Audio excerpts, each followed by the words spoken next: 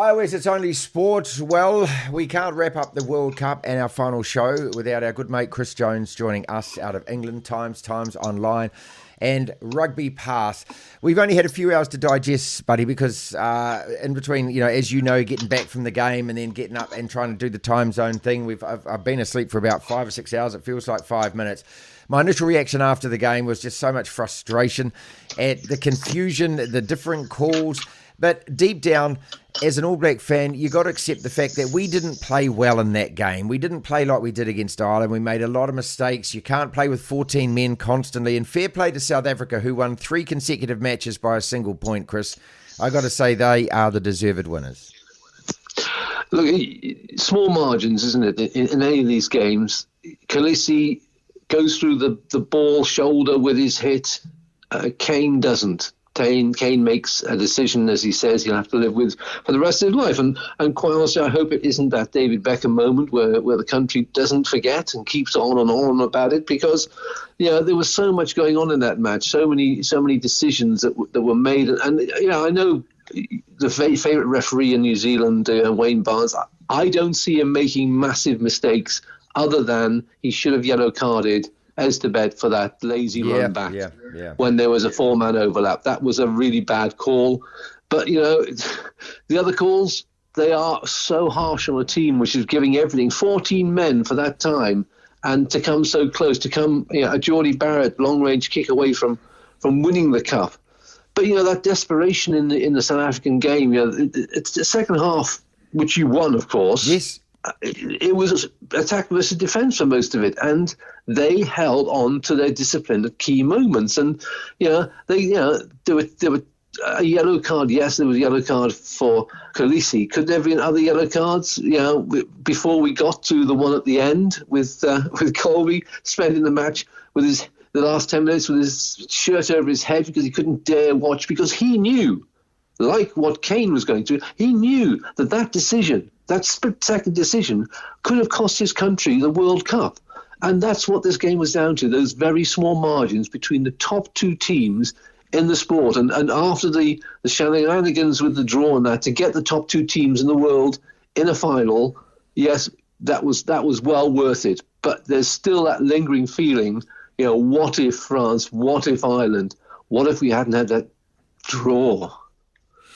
Look, so much to process there. I just want to go back to the stat that you mentioned. Since Kane went off, we won the game from that point on 8-3, which is incredible. To think that you can play that Springboks side with 14 men, and it didn't look from where I was sitting that the All Blacks had 14. You had Geordie Barrett on the side of the scrum, for God's sake. I mean, whoever planned for that, and yet we held their scrum. Chris, I just don't know about the spectacle, though. I keep going back to the fact is that, rugby used to be pin your ears back and go for the corner, mate. It just seemed such a fresher, more simple, more beautiful game to watch. Is that what we're watching at the moment? Well, what you're watching is two teams trying to make history. And, you guys went to the corner, didn't take points at key moments. It is small margins, and we will be mentioning that for the next 4 years, because that's what these games can come down to, unless you have a situation like 2019 where South Africa just destroyed England up front and were able to pull away. This was always going to be a final decided by either a moment of magic or a moment that somebody will regret for the rest of their life. And unfortunately, it was the latter, because we came into this World Cup. Remember, we were very, very concerned that big games are going to be decided by the decision of somebody in a bunker. And as it turned out, this game was. And you can argue for a long time about it, but I think it was a correct decision because he was upright in the tackle. And, what have these players been doing? They can't have been listening to what the referees have been saying, to their own coaches have been saying. You can't go into a tackle like that and not open yourself to the potential for something that you will regret and will cost your team really badly. And that is the situation we were in. And 14 men, it was a heroic performance. But then there was a heroic performance from Peter Steph du Toit. 28 tackles in a World Cup final. But that just shows you what he was having to do. I mean, Geordie will have nightmares about him every time he goes to bed for the next few months, because he'll think he'll be coming through the door to tackle him into bed, because he just made his life hell. And that is the sort of performance South Africa needed. And having won the previous two knockout matches by a point, they had the belief and they had the defensive system, which now gets transferred to England because Felix Jones is now joining England, to hold on. And it was a case of just holding on. Chris Jones is with us, Times Online, RugbyPass.com. I did a podcast, the Raw podcast, out of Australia immediately after the game. They like to capture the raw emotion, and of course my head was spinning around like one of those little tops we used to play with as kids. But Jim Tucker, who I was on with, made a great comment. I mean, and I'll repeat it again. He said, Peter Steph Toy, he said, that double-barreled name has been the most significant in world rugby since Webb Ellis picked up and ran the ball. I've never seen a performance like it. So I'm glad you acknowledged it.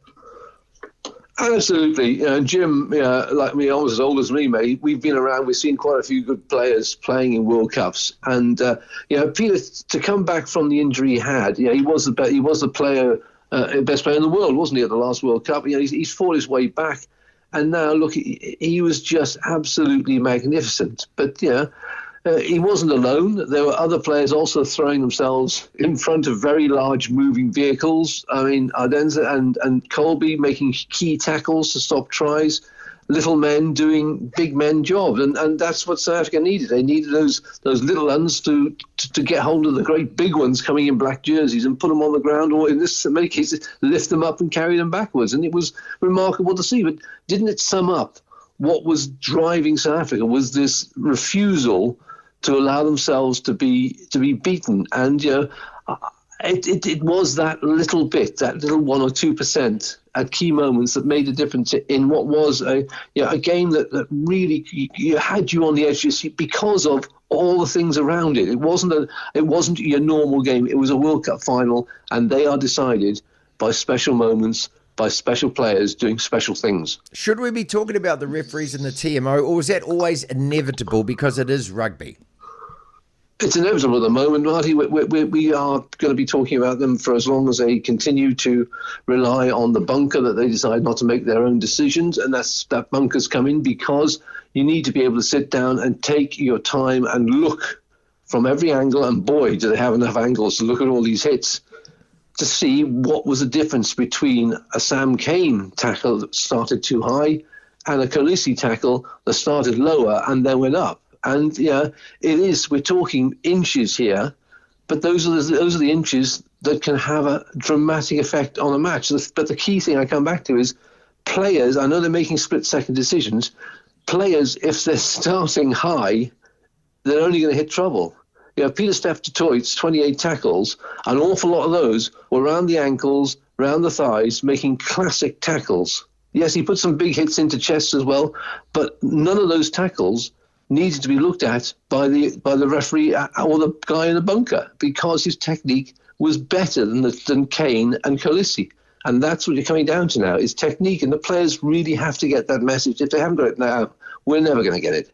A couple of quick questions, we'll let you go. I always thank you so much for your time. I've been thinking about, the feeling of disappointment, and you feel so gutted and you feel so frustrated because you lost.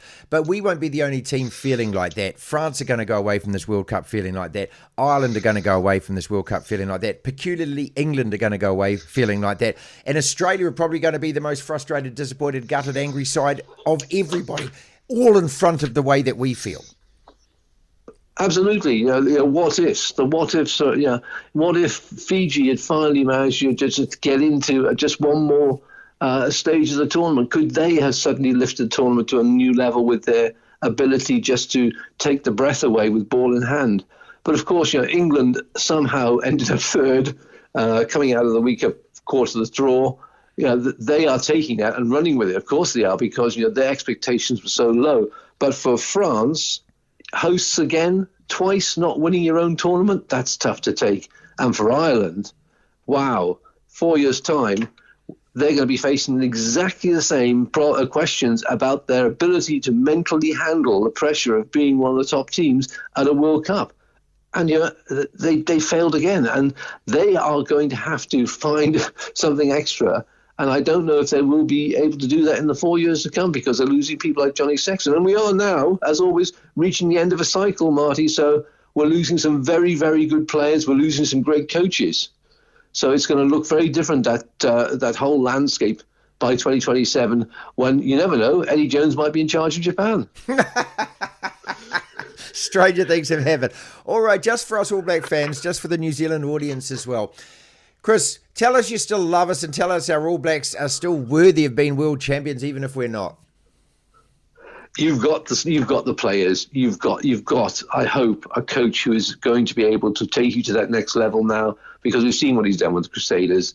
But there will be a can he do it? And yeah, he can't go away from some of the absolute basic reasons why the All Blacks have once again got themselves into the top 2 in the world and were within a whisker of winning the World Cup again.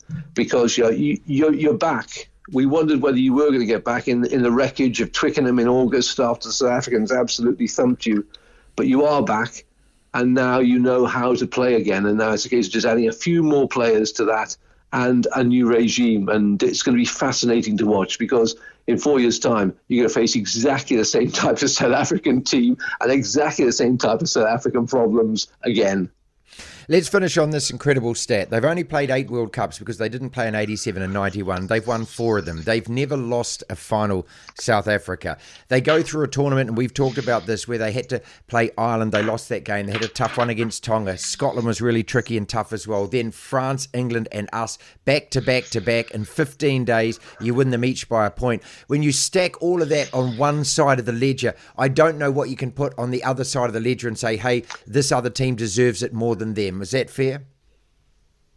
It is small margins. It's some of the calls that Razzie's made. 7-1 bench in a World Cup final. You lose your hooker after 3 minutes, and you still manage to win.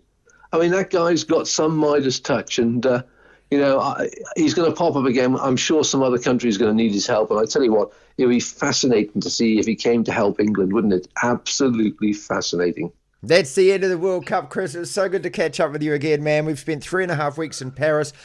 I feel blessed. I feel blessed that, our listeners and our sponsors and clients contributed to send us over here. For my producer, Lachlan, it's his first ever experience at a Rugby World Cup. And even though there's disappointment there, we're going to go away with this with a head full of memories and look forward to 4 years' time. I guess that's what sport is. All right? Absolutely. At the World Cup, despite them changing the schedule for World Rugby and bringing new competitions, the fact is they should not be allowed, these people who run World Rugby, to fundamentally change the World Cup, because every 4 years we get moments like last night. Devlin. You've got to love sport. The platform.